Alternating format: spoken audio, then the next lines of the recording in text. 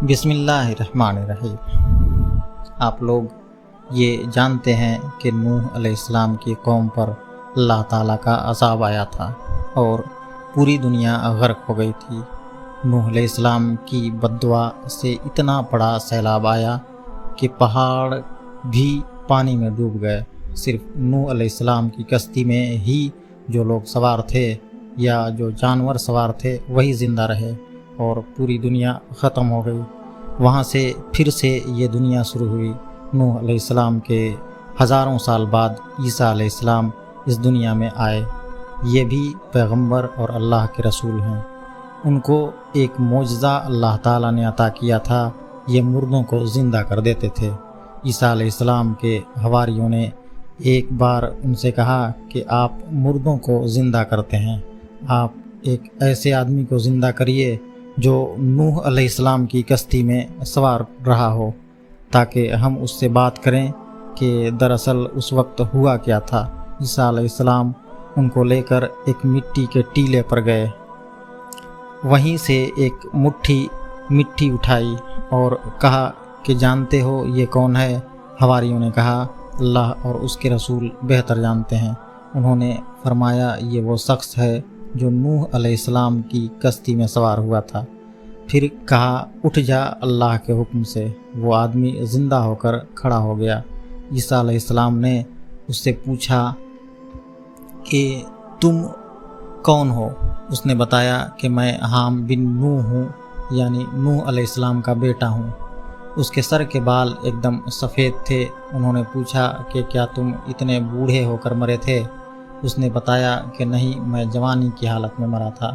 मुझे लगा शायद क़यामत हो गई, इस खौफ से मेरे बाल फ़ौरन सफ़ेद हो गए। मुर्दों में भी क़यामत की इतनी खौफ है, फिर हम और आप कितने बेखौफ हैं सोचिए। हज़रत ईसा अलैहिस्सलाम ने कहा कि हमें नूह अलैहिस्सलाम की कश्ती के बारे में कुछ बताइए। उसने बताया कि कश्ती की लंबाई 1200 गज थी और चौड़ाई 600 गज। उस कश्ती में 3 मंजिलें थीं। एक मंजिल में सिर्फ जानवर थे, एक मंजिल में इंसान थे और एक में परिंदे। सभी जानवरों और परिंदों के एक एक जोड़े उसमें सवार थे। जब चूहों ने कश्ती को काटना शुरू किया तो हज़रत नूह अलैहिस्सलाम पर वही आई कि शेर के दोनों आँखों के बीच मुक्का मारिए।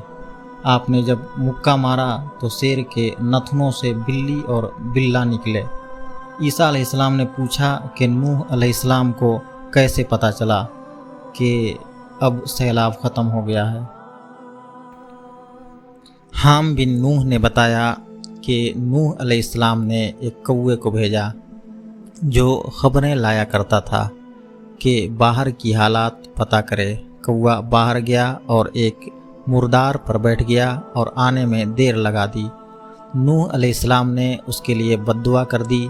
यही वजह है कि अब वो हमेशा खौफ में रहता है। फिर एक कबूतर को भेजा। वो गया और उसने अपने चोंच में जैतून का एक पत्ता लाया और अपने दोनों पैर के साथ मिट्टी ले आया। इससे हज़रत नूह अलैहिस्सलाम समझ गए कि सैलाब का पानी ख़त्म हो गया है। हज़रत नूह अलैहिस्सलाम की कश्ती जूदी पहाड़ी पर ठहरी। फिर वहाँ सभी लोग उस कश्ती से बाहर आए और उन्होंने वहाँ एक बस्ती बसाई।